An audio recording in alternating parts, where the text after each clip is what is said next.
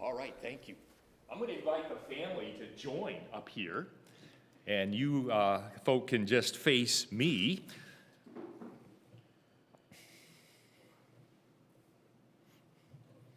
And so how we're going to do this is I'm just going to ask you just to raise your hand and just repeat after me, and I'll make them short lines, okay? All right, so I, Mario Jimenez, do solemnly swear or affirm that I will support the Constitution of the United States and the Constitution of the State of Michigan, and that I will faithfully discharge the duties of the office of Grand Rapids Community College Police Officer.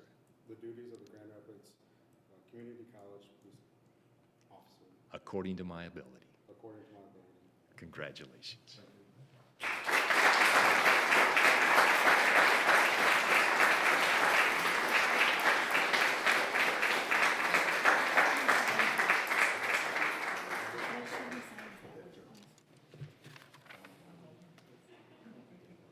Officer Jimenez, we've got a signature that once you have your badge put on it, we invite you to sign.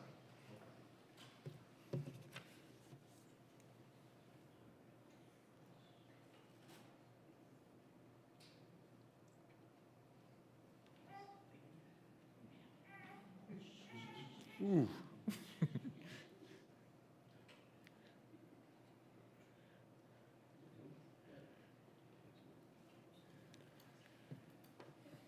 And you thought the most difficult part was the interview process. If you could come around here and just sign this for us, and I'll take that and you're officially sworn in. Thank you.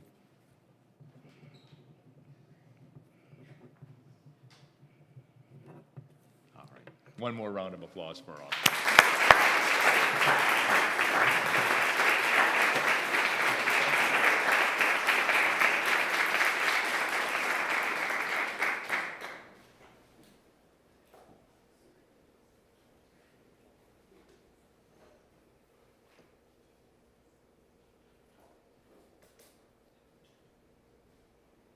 We'll move on with our agenda. We do have a local strategic value resolution that's in our packet that we need to approve. I'm going to invite Lisa to come in to explain that for us. Good afternoon, and thank you for the opportunity to share a bit about our local strategic value resolution. This is an annual requirement that is incorporated into our State Funding Act. So if you have ever had the opportunity to go out to the transparency site that you will find on our website, there is an icon in the bottom of our homepage. You will see a number of informational items. The local strategic values resolution is one of those. That listing, there's actually quite a bit of good information there. If you ever have an opportunity to go and look, all of our budget information is posted there as required. Cost of attendance for our students is posted there. There's links to all of our bargaining contracts, all of our health insurance information, the debt of the institution, and several other items, all required to be there as part of our State Funding Act. Again, this resolution is an annual one. You have seen this before. This particular resolution requires us to note how we comply or how we provide service to our community in 4 out of 5 individual categories in each of 3 goal buckets, if you will. Again, all very prescribed by the state. Lots of good information included in this resolution. Certainly would like to take a minute to thank all of those across the college that provided the information that we were able to compile here for your review and for completion of this resolution.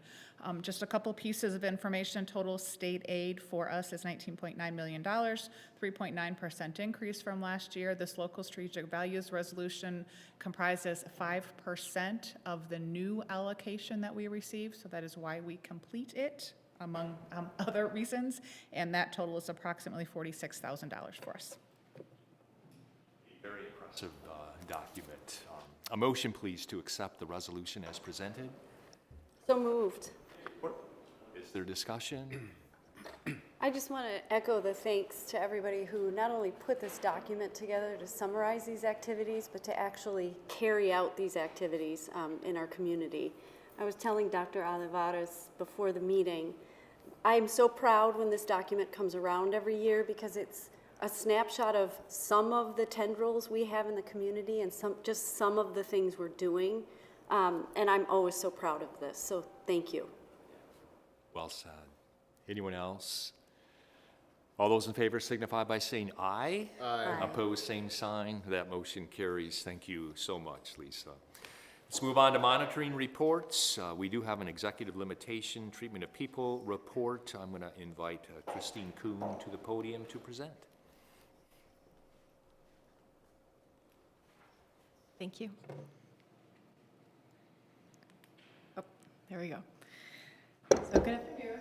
I'm Christine Kuhn, and I've recently joined GRCC as the Executive Director of Human Resources. The slides and charts ahead are various ways that we've broken down our affirmative action reporting to show the clearest picture of our workforce data over the last 5 years. I will not spend a lot of time on each of the slides, but I'm happy to answer questions along the way or at the end, so feel free to stop me at any time. This is a snapshot that highlights data through November 1st of 2021. So there is a bit of a lag, which is due to our affirmative action reporting window and how we've presented data in the past. All right, so the first chart. For the first slide, you can see a breakdown of our workforce for the last 5 years for people of color and female populations broken out. It's been a challenging labor market for the last few years, and overall, I'm very happy with how steady we have remained regardless of significant market shifts. You can see that our female population has even increased in the tight labor market, which is notable. The second chart here shows the student population percentages with students of color, which we've also seen some ups and downs in the last few years, and we've moved closer to the 2019 numbers in 2021. This chart is the same information, just broken down further by race and ethnicity. You can see that we've held steady or had slight drops in our percentages.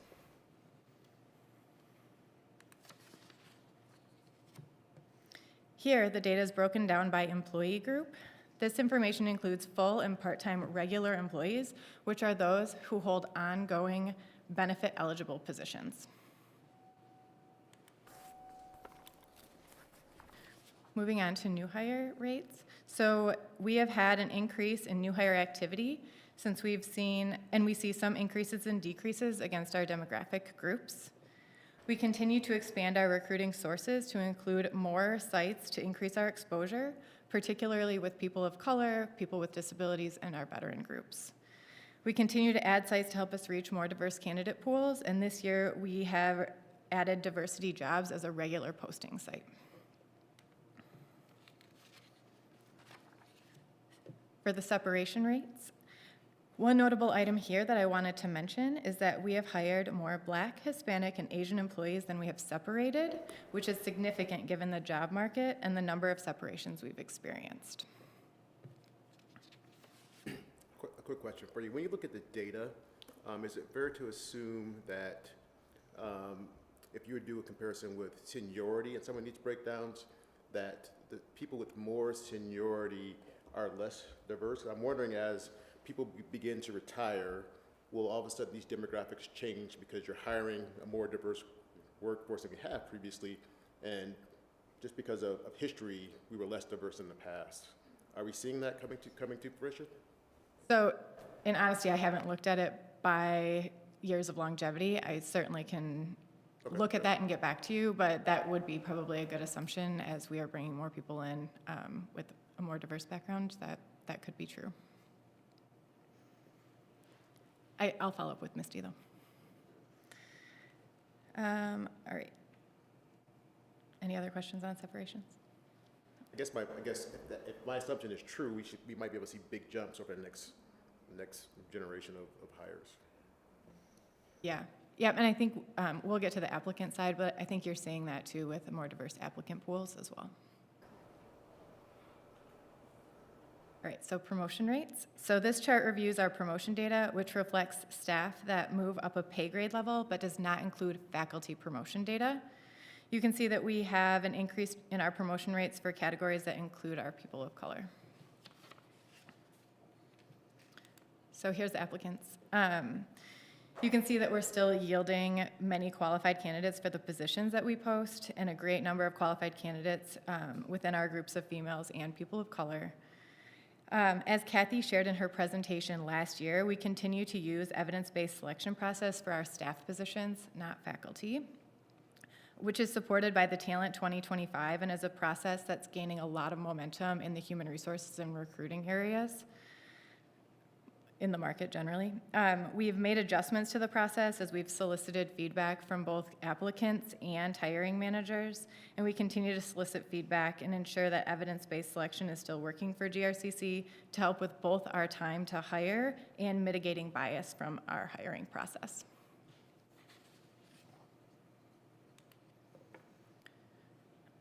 So again, this slide simply shows a side-by-side of the previous information with new hire data against separation data.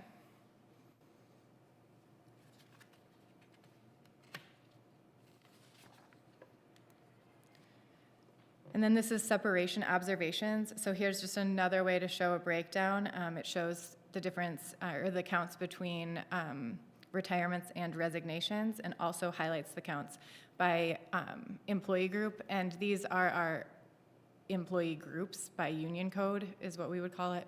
So it's a bit different than the support, faculty, and then executive admin that are seen on previous slides.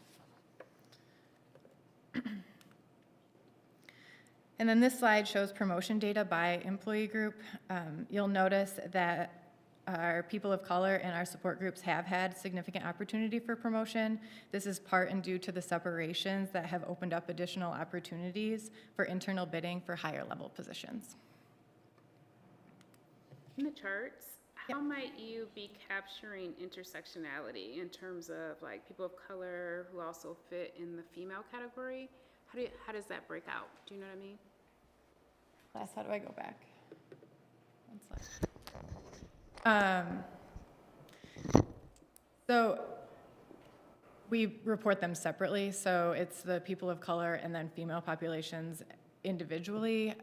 We haven't broken it out by female of color. Is that what you were asking?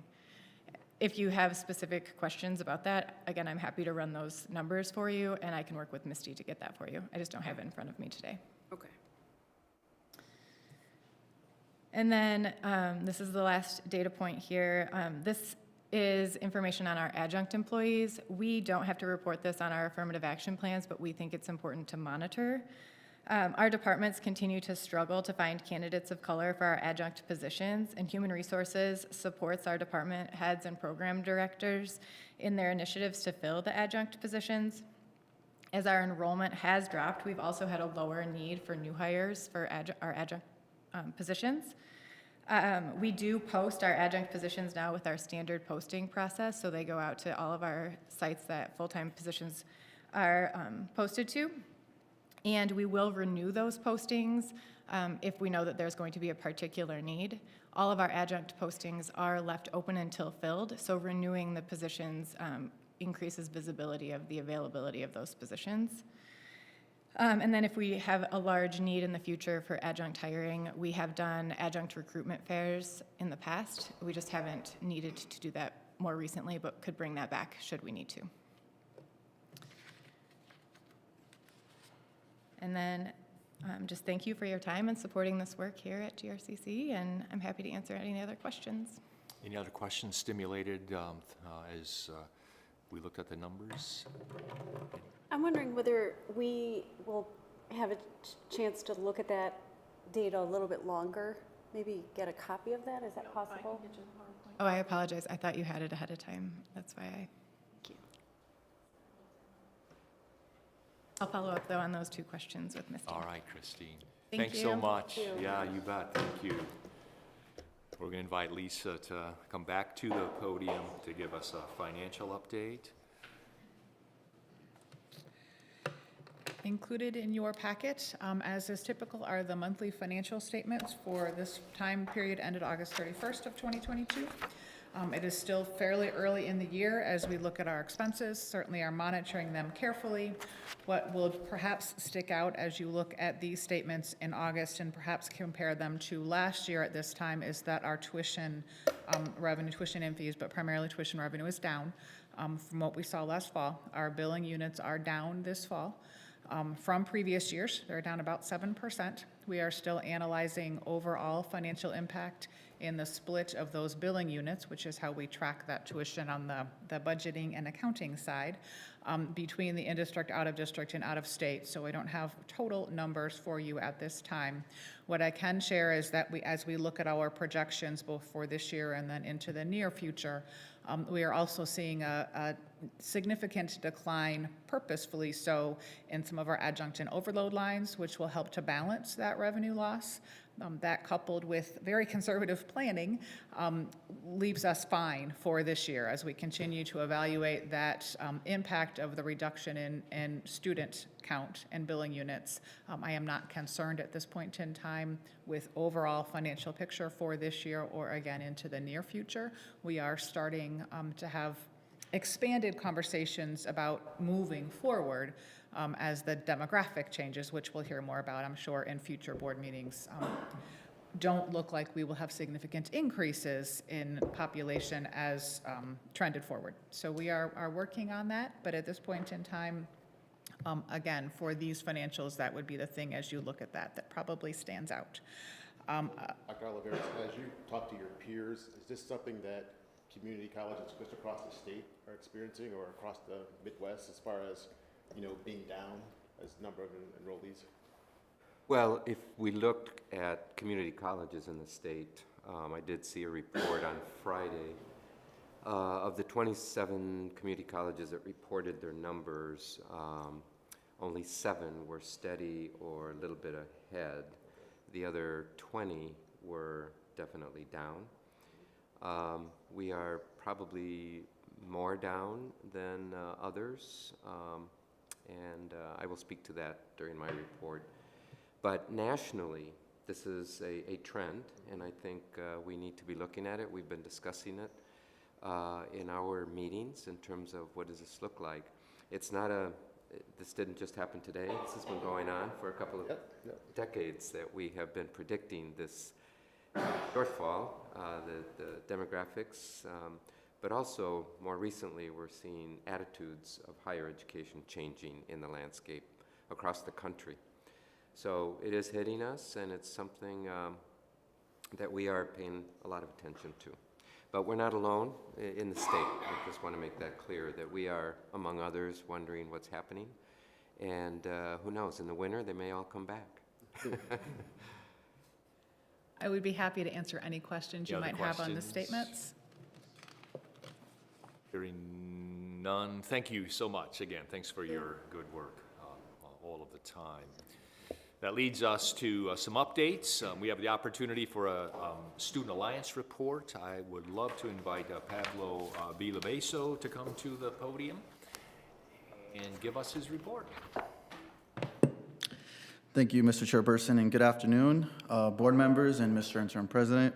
My name is Pablo Villabazo, and I was appointed to serve as Student Alliance President for the year 2022 to 2023.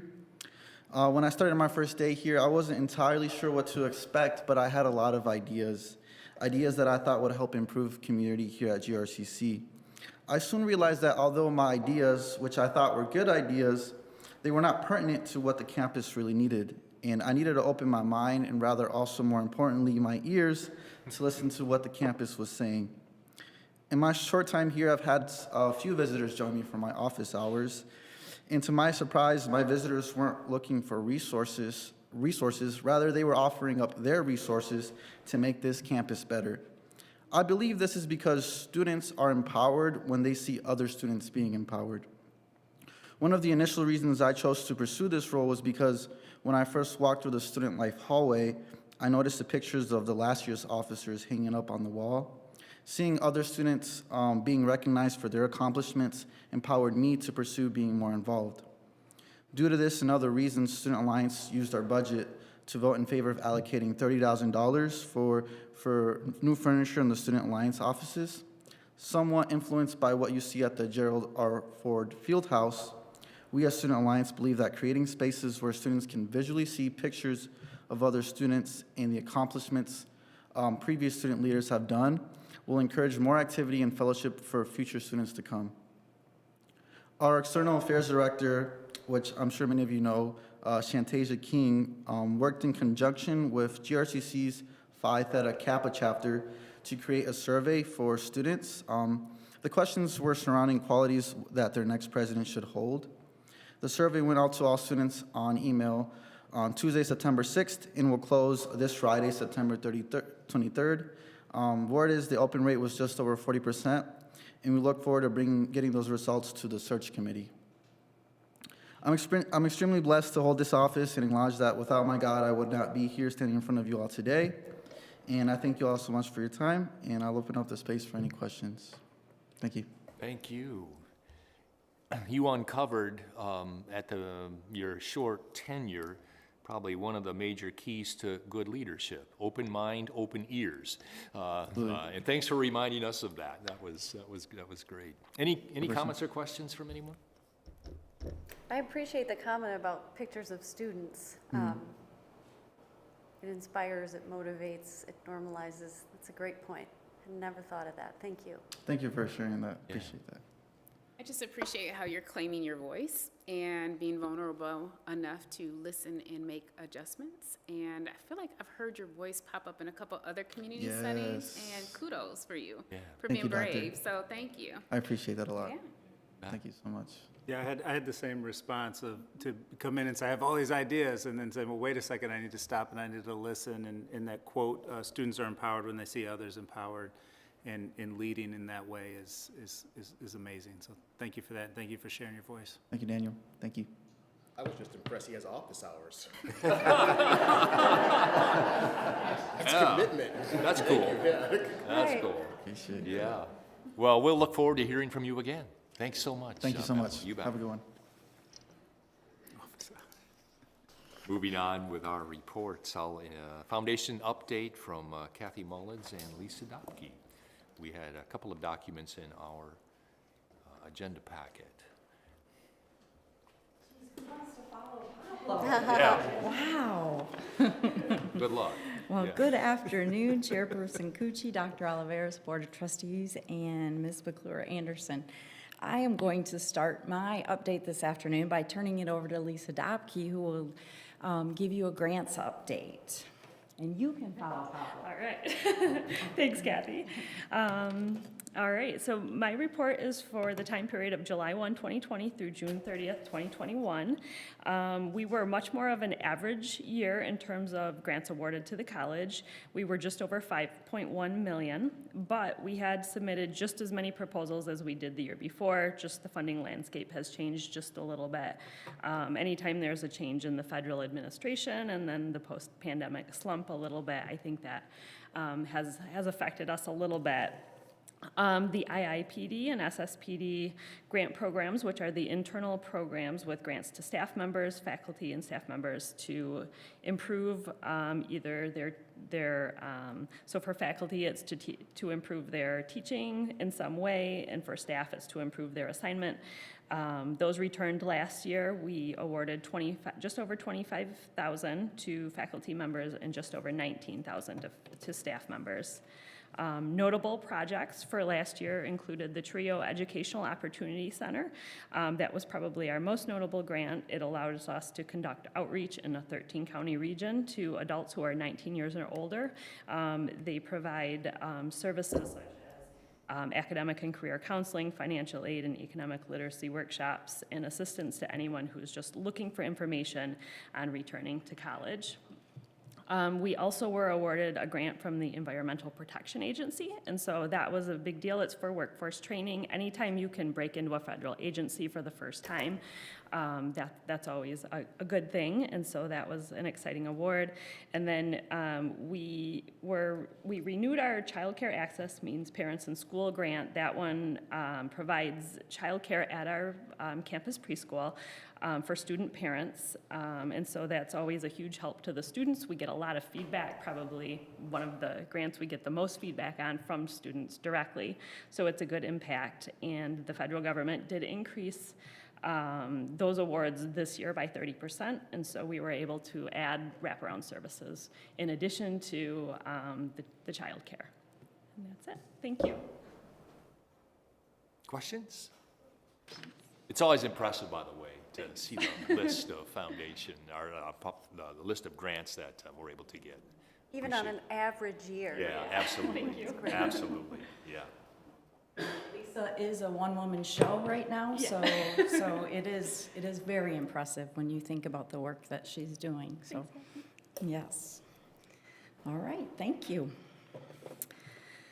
All right, well, the start of the fall semester is a wonderful time for all of us in the foundation. We get to interact with our scholarship recipients, and we hear their stories. We feed off their energy as they come in for these scholarship recipient workshops, and they're ready to conquer their classes and conquer the world.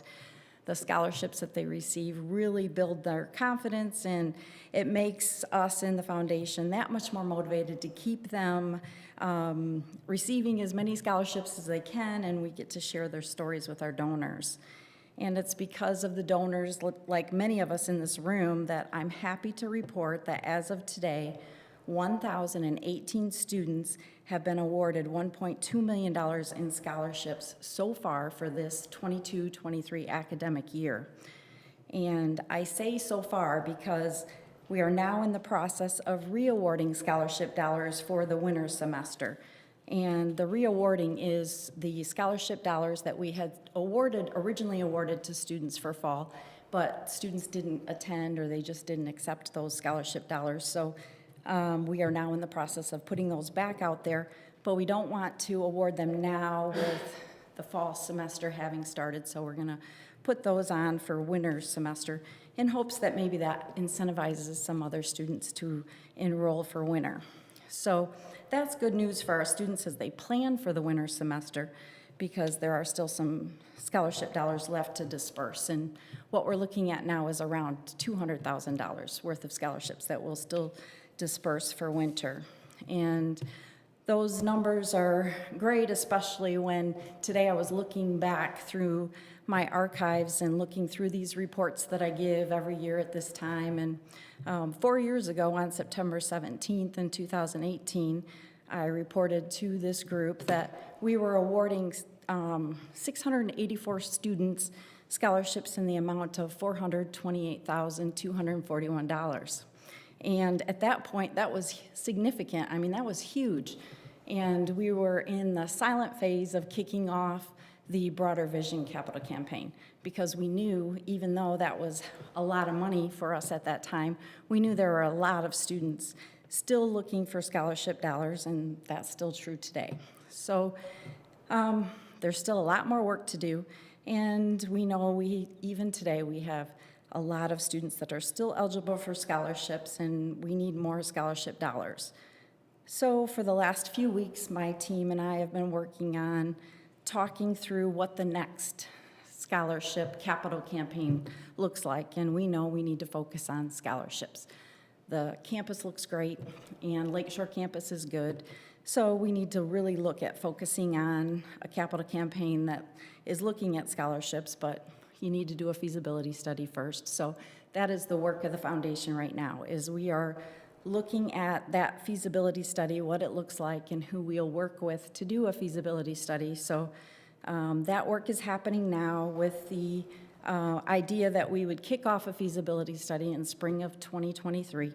And that work's moving forward, and I'll keep you posted as we go through that. But that is something that we definitely need to move forward with. And then the fun stuff we're working on, ScholarFest 2022, you may have heard about that. That's coming up on November 1st, and we're happy to say we're bringing that back to campus. The GRCC experience is something that we do very well here, and we're very excited about. And, you know, you may know who we are honoring this year, Dr. Oliveris and his wife, Mary. We have had this conversation with Dr. Oliveris and Mary for 2 years now, and we finally get to see this come to fruition. This is the first Scholar Fest that we will host in person in 3 years. And this is the first Scholar Fest that will be on campus in 5 years.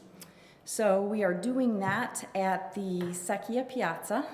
It'll be the first public event at the Piazza and in the newly renovated Heritage Restaurant and Fountain Hill Brewery. In addition to the Scholar Fest festivities, I'm happy to announce that the Secchia family is going to be there. So they will be celebrating with us this new space, and they're very excited to be part of the event. So that's going to be a really wonderful event. Tickets for the event can be purchased online, and we hope to see everybody there. And then another fun thing, we are hosting our first alumni event at the Custer House. That's going to be part of this year's homecoming festivities. So on Thursday, October 6th, from 5:30 to 7:30, we will be hosting an alumni out event that will feature music, food, drinks, and lawn games. So anybody that wants to stop by and say hello, please feel free to do that. I'm sure Jenna would love to see you. And then the last part of my report today isn't a foundation update, but it is an awesome college advancement and communications update. I want to congratulate Dave Murray and the communications team. The National Council for Marketing and Public Relations, District 3, announced this past week finalists for the Medallion Awards. Anyone that knows Dave Murray knows that Dave Murray is the most competitive person you can imagine. He loves getting awards. And Team GRCC is a finalist this year for 17 awards. Wow. And that's more than any college in the district, which includes the Great Lakes states and Ontario. The communication team continues to knock it out of the park when it comes to marketing and public relations best practice awards, both at the state and national levels. Our communications team has won 45 awards since 2019.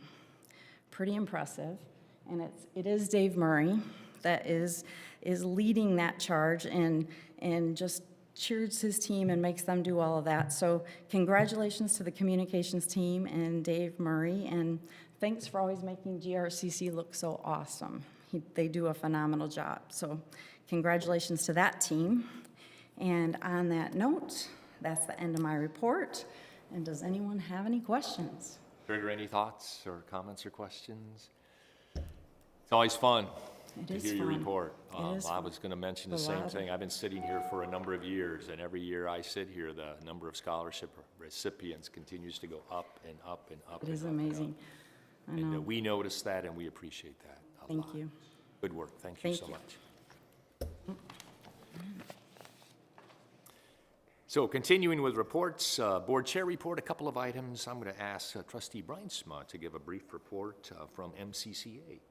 Thank you, Chairman Cucci. I wanted to follow up on the status of Pell eligibility for short-term training programs. It was something that passed in federal legislation, the America Competes Act, earlier this year. Representative Peter Meyer was a yes on that. It was bipartisan passage. We really appreciated that.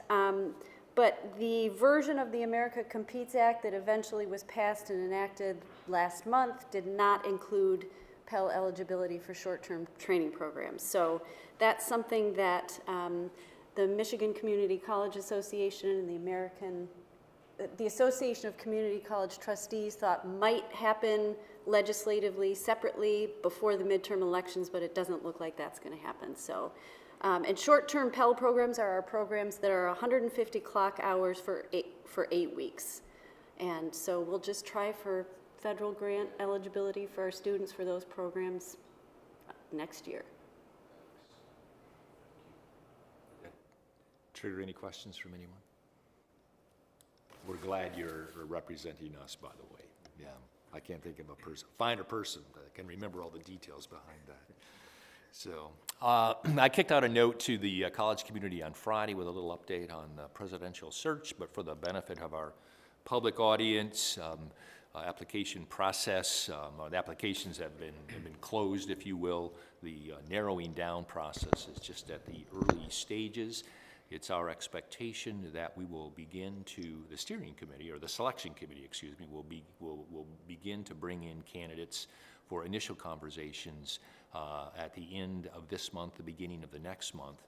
And we are on track, we think, to be able to present to the Board of Trustees a list of final candidates by sometime in mid-October, which means that we are still on track to be able to make an announcement by the end of the calendar year, which means that we've fulfilled our promise to President Olivares, that we've got somebody sitting in this chair sometime early next September. So, September? that was not a slip. I just thought you would, just to get that public record there. I'm glad you caught that. I'm glad you caught that. Let's try for January. All right. Let's try for January. So on that note, do you have, I'll turn it over to you for I just have presidential report. a few items. Speaking of enrollment, I've placed in front of you tonight an article from the Trustee magazine. And this article is written for trustees, and I think it's very relevant today, and that's today's college students. It's very poignant. I think it gives you a glimpse of what's happening around the country, which is us too in this area. What are the trends looking like, and what do we need to be paying attention to when it comes to enrollment?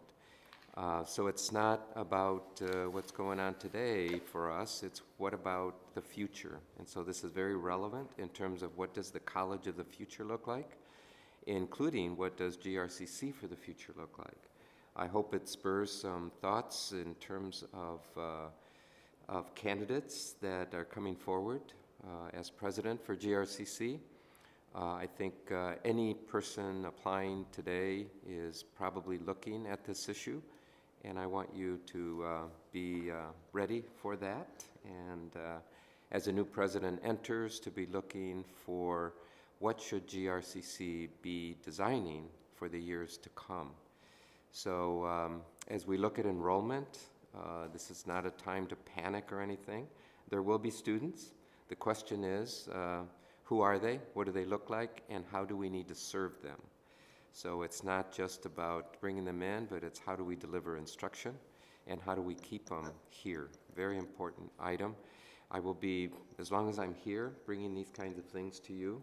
It's one of the things that the staff and I are working on, including why aren't students coming to our community college, especially with the incentives that we have today.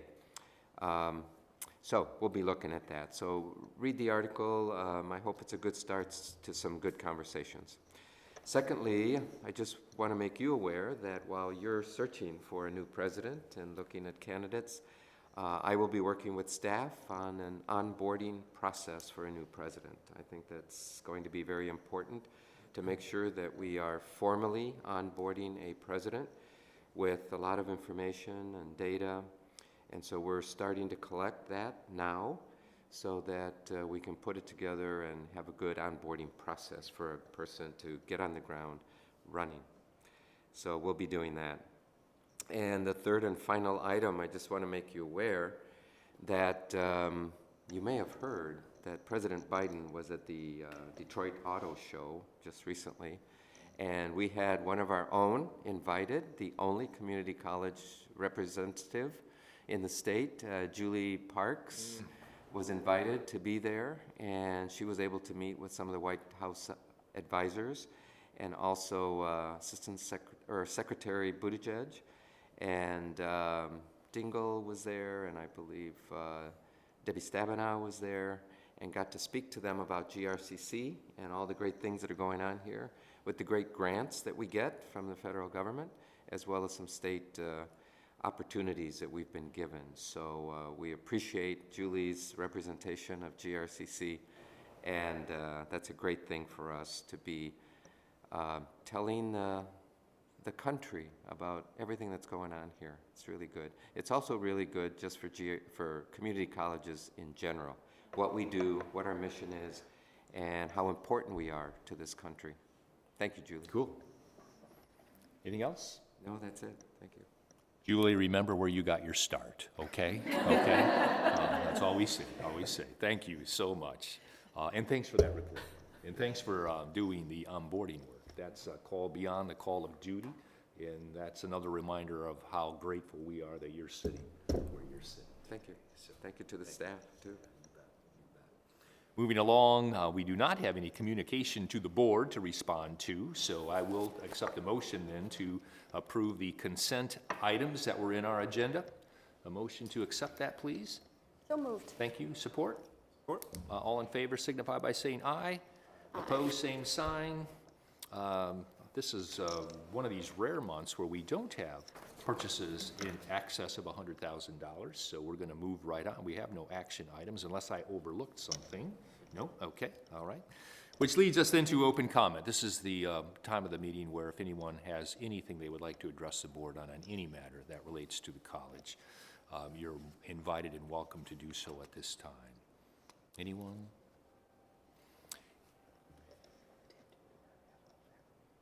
No. No. All right. Having nobody come forward, we're reaching the end of our meeting. Any final comments from any of our board members? Hearing none, a motion to adjourn. So moved. Support. This meeting is adjourned. Thank you.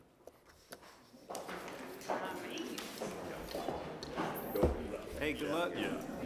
Be great. No. Oh, it was like, wait, I'm gonna call him out. I was like, yeah, exactly.